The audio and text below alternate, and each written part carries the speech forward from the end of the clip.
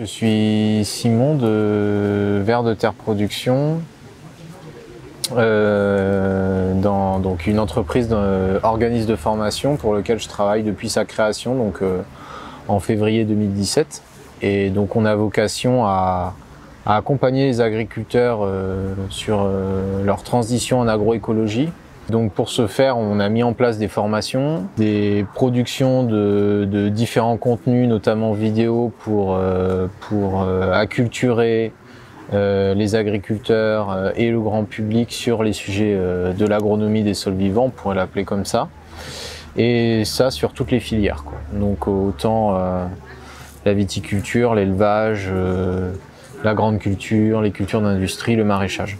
C'est une transition que je pense qui commence seulement à prendre de l'ampleur. On a vraiment des viticulteurs qui accélèrent leur transition et il y a de plus en plus de gens qui s'intéressent à cette thématique d'un point de vue technique comme social, économique.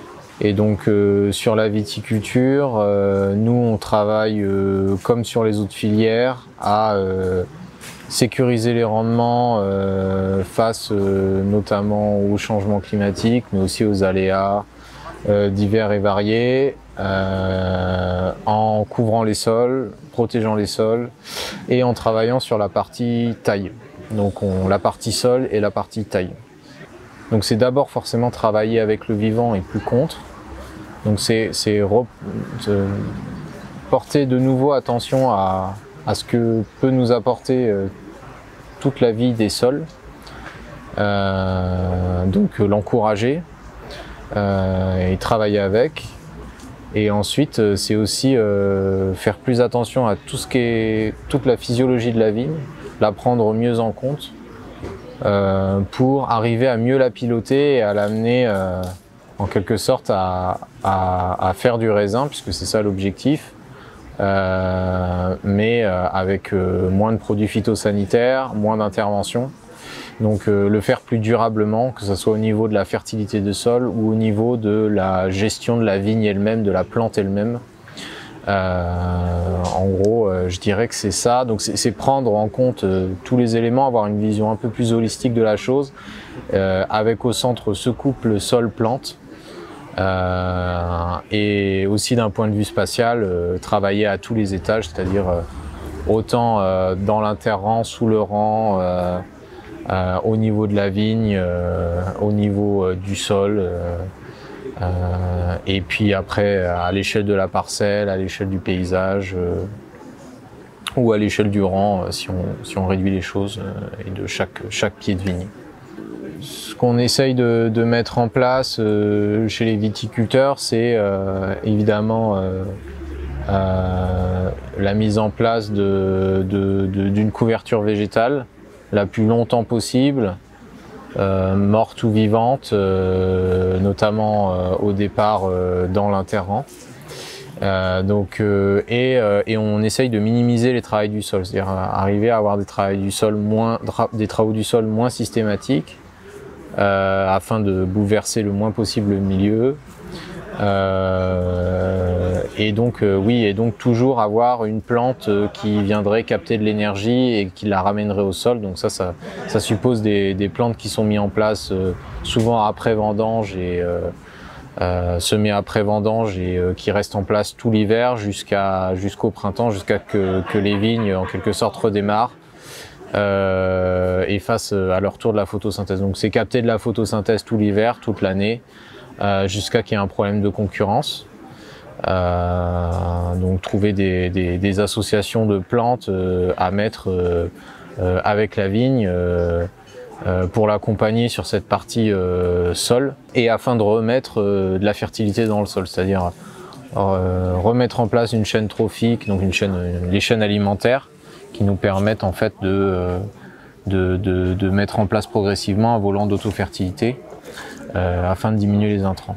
Sachant que ça reste souvent des systèmes mixtes où on continue un petit peu à travailler les sols par moment, à accompagner avec parfois aussi un peu de fertilisation, surtout dans toute la transition.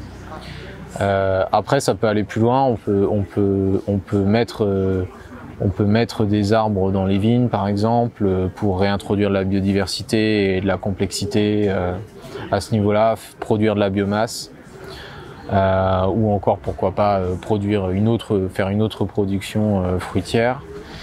Et ça s'accompagne ensuite par une taille beaucoup plus réfléchie, complètement différente. On va éviter les tailles rases, etc. de manière à avoir du bois fonctionnel dans la vigne pour faire de la réserve. On fait de la réserve dans les sols sous forme d'humus qui va pouvoir capter des éléments, mettre en stock des éléments minéraux, mais aussi de l'eau et nourrir la faune du sol. Et ensuite on peut le faire aussi dans la vigne, dans le bois de la vigne sous forme d'amidon pendant l'hiver pour qu'en quelque sorte la vigne reparte plus facilement face à des coups durs comme la grêle, comme des coups de chaud, des coups de gel, ce genre de choses. Donc ça suppose une taille qui prend en compte cette capacité de la vigne et de toutes les plantes ligneuses en fait à mettre en réserve dans le bois des sucres pour évidemment repartir l'année prochaine, mais aussi encore une fois faire face à ces aléas. C'est vrai que ça dépend vraiment de l'état initial du sol, du type de sol, et puis après de la quantité en quelque sorte de moyens qu'il va mettre en place qu'il va pouvoir mettre en place pour faire cette transition et amener son sol à être en meilleure santé. Ça va vraiment dépendre voilà, combien de biomasse il va rapporter au système tous les ans. Ça c'est vraiment en quelque sorte combien d'énergie il va rapporter au sol pour en quelque sorte le faire fonctionner donc le faire fonctionner sur toute cette partie fertilité du sol. Ça va dépendre si on a des sols très nerveux, très sableux, en général on stocke moins, donc on va mettre plus de temps, on va fonctionner, ouais, ça va mettre plus de temps. Après il y a des choses aussi qui se voient plus vite. C'est-à-dire qu'on va avoir des niveaux dans la transition, en quelque sorte, au début on baisse pas les intrants par exemple, le volant d'autofertilité il n'est pas mis en place, mais on va avoir une portance du sol et un arrêt de l'érosion assez rapide. On dit quand on atteint en général 2% de matière organique, on a suffisamment de matière pour avoir une structure, la mise en place d'une structure beaucoup plus résiliente au niveau structure du sol, au niveau des agrégats, etc. et de la faune. Mais en général, c'est pas à ce moment-là qu'on va pouvoir peut-être réduire l'azote, la potasse, etc. sur tout ce qui est nutrition de la plante.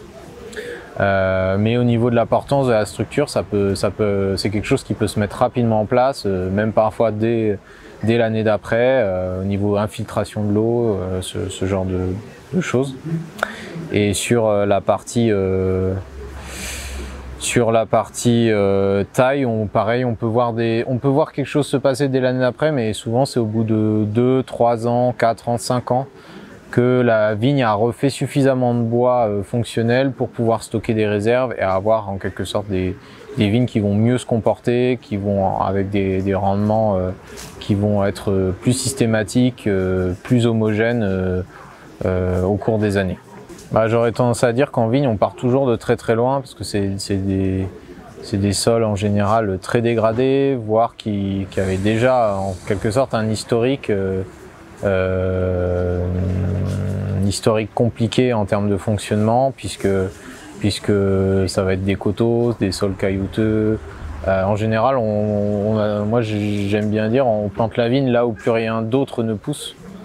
Et donc on est souvent sur des sols très dégradés et puis on a un travail du sol souvent intensif en plus qui a fini de minéraliser le peu d'humus qui restait. On a aussi un discours qui cherche à faire, un discours agronomique dans le monde du vin qui nous raconte que pour avoir des vins minéraux, il faut ne pas avoir de matière organique et il faut faire souffrir la vigne pour arriver à lui faire synthétiser des métabolites secondaires qui sont intéressants pour la vinification.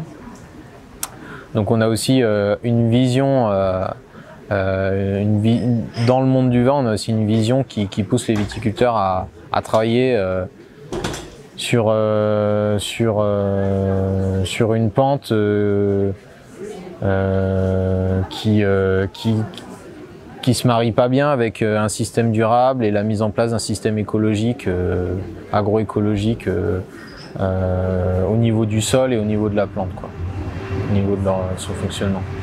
Donc il y a tous ces éléments, ça nous amène à souvent des sols qui fonctionnent mal, de l'hydromorphie, des compactions, des gros problèmes d'érosion, de portance, des minéralisations un peu abruptes, un peu fortes, alors qu'on pourrait avoir des minéralisations plus diffuses, qui peuvent amener aussi les plantes à avoir des nutritions déséquilibrées, des rendements qui soit stagnent, soit qui vont avoir une sorte de phénomène d'alternance aussi dans les rendements. Donc ça peut être dû à la taille, à l'adaptation de la charge à la vigueur et au matraquage des sols là, par le travail du sol et des organisations du milieu.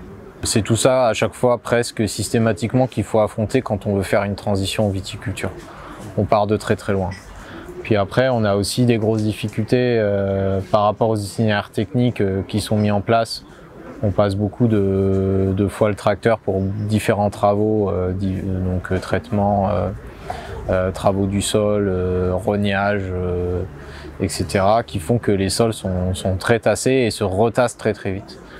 Donc voilà, il y a souvent la nécessité de refaire de la fissuration malgré les couverts végétaux en amont ou en aval des couverts pour arriver à en quelque sorte garder le sol suffisamment aéré pour que ça continue à fonctionner au niveau activité biologique, minéralisation et toutes les fonctions du sol, donc humification, etc.